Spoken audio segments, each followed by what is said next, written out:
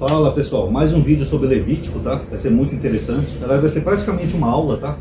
E quem puder já dá o like aí no vídeo, tá? Isso ajuda a aumentar o alcance e a atividade do canal. Comente aí também o que achou, ativa o sininho, tá? Perdoe que eu ando com a cara um pouco de sono, porque às vezes eu gravo à noite aqui por causa da reforma que tá aqui onde eu moro. Então o meu sono tá bem desregulado um pouco, tá bom? Então eu queria falar para vocês de Levítico, mas primeiro a gente tem que entender a mentalidade dos hebreus. Como que pensavam os hebreus? Quando o judaísmo começa a surgir como uma religião, eu já falei isso aqui no canal, ele começa a surgir como uma religião que se contrapõe às religiões da época que tinha. Então eles absorvem algumas práticas, até a liturgia de outras religiões, mas eles fazem uma ressignificação e uma monoteização, porque eles entendem que só existe um Deus, então eles começam a aplicar tudo ao único Deus. Então fala, olha, por exemplo, os povos vizinhos eles tinham shedins, que eram destruidores. Os judeus falam, Deus é o destruidor. Então eles criam o termo Shaddai, que é um contraponto a Shedim. Se só tem um Deus, ele é tudo. Ele é o destruidor, ele é o redentor, ele é o bem, ele é o mal. Então eles começam a fazer essas práticas. Então muitas das leis que a gente vê ali na chamada Torá, que os cristãos têm como Pentateuco, essas leis elas giram em torno de idolatria, culto. Porque isso acaba se tornando algo muito importante para os hebreus. A prática de idolatria começa a ser extremamente condenada. O foco deles é exatamente esse. Você tem que venerar somente Deus, Hashem. Fora disso, não. Então, muitas leis que os hebreus vão criando, elas não têm um entendimento moderno que nós temos hoje. Elas giram em torno de idolatria. Por exemplo, incisões na pele, que alguns pensam que é tatuagem. Na verdade, não tinha tatuagem na época de Moisés. Então, não tem como a gente imaginar que ele estava falando de uma tatuagem, um tribal, alguma coisa assim, o nome da mãe, sei lá. Não teria nem como. Na verdade, as incisões na pele eram que os sacerdotes pagãos, principalmente de Baal, faziam em referência ao deus Baal.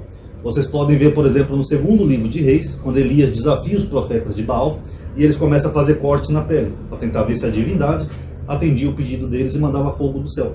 Então, quando você vê ali incisões na pele, não tem nada a ver com tatuagem, tem a ver com idolatria, tá bom? Um outro exemplo, imagem e escultura. Não era proibido ter imagens ou escultura. Tanto que quando o rei Davi ele é avisado que o rei Saul quer matar ele, quando ele estava casado com a Mical, o que acontece? A Mical ajuda ele a fugir e coloca uma estátua na cama, para quando as pessoas verem, acharem que era o rei Davi. Pergunta, onde é que Mical arrumou uma estátua se era proibida imagem e escultura? Fora que tem as imagens do templo, da Arca da Aliança, a serpente de Moisés e tantas outras na Bíblia. Como é que ela tinha uma estátua?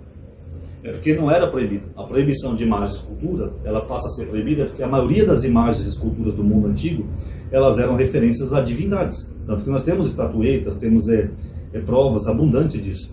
Tanto que na antiga Israel era comum até eles terem terafins, que eu já mostrei aqui em vídeo, que eram pequenos ídolos caseiros. Mas aí como eles vão se monoteizando, eles entendem que tem imagem e escultura pode ser referência a uma outra divindade. Então eles começam a ter essa proibição. Então você começa a perceber que tudo gira em torno de culto, idolatria, outros deuses. É uma guerra de deuses, praticamente. E o mesmo acontece com Levítico. Quando a elite sacerdotal judaica está na Babilônia, eles começam a refletir sobre o porquê que eles estavam ali sendo oprimidos numa terra estrangeira, longe da terra natal.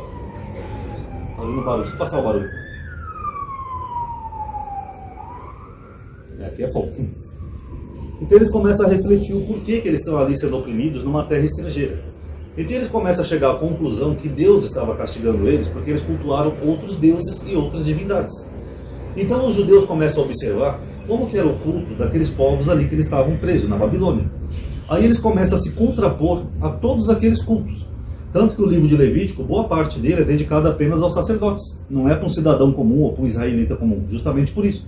Porque eles queriam fazer um culto perfeito para Hashem, um culto que fosse aceito por Deus. Então eles observam cada uma daquelas práticas daqueles povos e eles tentam se contrapor. Por exemplo, os outros povos eles aparavam a extremidade da barba, né, os sacerdotes. Então eles colocam uma lei assim, é proibido o sacerdote amparar a extremidade da barba. Então é um contraponto àquele culto que já havia ali. Os outros sacerdotes eles tinham roupas de tecidos diferentes, então eles se contrapõem.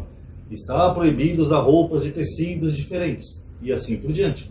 Então cada lei que você vê ali em Levítico, que eu expliquei naquele livro naquele vídeo que é um livro bem mais recente, né? Ele surge praticamente na Babilônia e depois na Pérsia, apesar de haverem sim alguns trechos mais antigos, tá pessoal? Mas apesar disso a gente começa a ver que eles tentam produzir em Levítico um culto sacerdotal perfeito, justamente para evitar o que tinha acontecido com eles serem atacados por um inimigo estrangeiro, e serem levados cativos para uma terra estrangeira. Então os sacerdotes eles começam a ter esse entendimento que eles tinham que se contrapor aos cultos estrangeiros. Basicamente isso. Então aquela lei que a gente vê em Levítico 18, Levítico 23, acerca de homossexualidade, né, que os evangélicos gostam tanto, que nem eu falei naquele vídeo para vocês sobre a falsa moral divina, isso não era um tabu na cultura judaica. Inclusive naquele esboço que eu participei lá, que eu mostrei no canal do Antônio Miranda, eu mostrei isso na visão do Talmud. A homossexualidade não era nenhum tabu para os hebreus. E nem Levítico, porque ali tem dois contextos diferentes. Levítico 18 está falando de incesto. Eu já mostrei e provei aqui em vídeo, já fiz vídeo até com lozinha, então eu não vou retomar esse assunto. Já o outro capítulo, eu acho que é o 23, se for o 22 vocês me perdoem, tá? Mas eu acho que é o 23. Ali ele está falando de sexo cultual, porque o contexto do livro é esse. Os outros sacerdotes de outros povos, eles tinham essas práticas de fazerem sexo para obter favor de alguma divindade. O que não é muito diferente do que acontece hoje em dia não, né? Às vezes tem um pastorzinho mais safado, que quer pegar a irmãzinha da igreja, aí ele exige sexo para poder fazer uma oração ungida por ela. No mundo antigo era a mesma coisa. A figura do sacerdote sempre foi a mais pervertida da sociedade, né? Por incrível que pareça. Então o sacerdote, às vezes ele queria pegar alguém, uma mulher casada, uma mulher que ele gostava, então ele oferecia, ele pedia sexo para poder interceder para aquela pessoa junto à divindade. Então esses sexos que havia no mundo antigo, esses cultos que havia no mundo antigo, eles tinham muito disso. Eles tinham sexo envolvendo. Então eram sexo cultuais. E alguns desses sacerdotes faziam a prática homossexual, no mesmo contexto. Olha, se você dormir comigo, eu vou pedir para Baal atender o seu pedido, mas você tem que dormir comigo. Aí o cara ia lá e dormia com o cara, acreditando que ele ia interceder com Baal e que Baal ia fazer um pedido dele. Então é nesse contexto que surge essa lei de Levítico. Ali Levítico não é voltada para um israelita comum, esse capítulo, eu não lembro se é o 22 ou 23, mas não é voltada para um cidadão comum. Ali é voltado para o sacerdote, e ali também não está proibindo nem o sacerdote de ser homossexual. O que o contexto está proibindo é esse tipo de barganha sexual com a divindade. E Deus está falando, ó, isso aí não existe. Se alguém pedir para fazer sexo com você, achando que eu vou fazer alguma coisa, esquece. Isso aí não existe. Então ali é meramente um contraponto a um sexo cultural que havia em outros povos. Inclusive isso continua até no mundo grego-romano, né? Por exemplo, as festas do deus Baco no mundo grego-romano, daí que vem a palavra bacanais, eram orgias, sabe, bestiais, com muito sexo, homem, mulher, animais, crianças, porque eles achavam que ia agradar aquela divindade, o deus Baco ou o Dionísio, que é a mesma divindade. Então ali é o mesmo contexto. Então quando você ignora o contexto do livro, você cria essas interpretações equivocadas, como a gente vê hoje dos evangélicos, como se tivesse um deus lá em cima, cujo maior problema desse deus fosse um casal homossexual na sua intimidade. Ó, isso é pecado, é abominável, vocês vão para o inferno. Sendo que eles ignoram completamente o contexto do livro. Nesse e-book que eu mostrei para o Antônio Miranda, que também está disponível, para quem quiser o contato está aqui na descrição, eu mostrei vários homossexuais na Bíblia, e não tinha nenhum problema. Tá bom, galerinha? Bom, perdoem, pessoal, um cortezinho no vídeo, tá? Eu esqueci de um dado, que é muito importante, e é uma informação até que prova isso que eu estou falando sobre o contexto de Levítico, tá? Então eu gravei de novo esse finalzinho, fiz um cortezinho, tá? Pessoal, a maior prova de que Levítico ali se refere a sexo cultual aos sacerdotes e não uma simples relação homossexual é porque Levítico não tem a proibição de homossexualidade feminina. Vocês já observaram isso? Então, se isso fosse um pecado tão abominável, como os pastores dizem, né, o valadão lá, Deus odeia o orgulho, por que Deus só colocou a homossexualidade masculina? Já pensaram nisso? Eu vou responder por quê. Porque no mundo antigo, sacerdotes só eram masculinos. Você não tinha quase sacerdotisas, principalmente no judaísmo. O judaísmo, o sacerdote só era homem, não mulheres.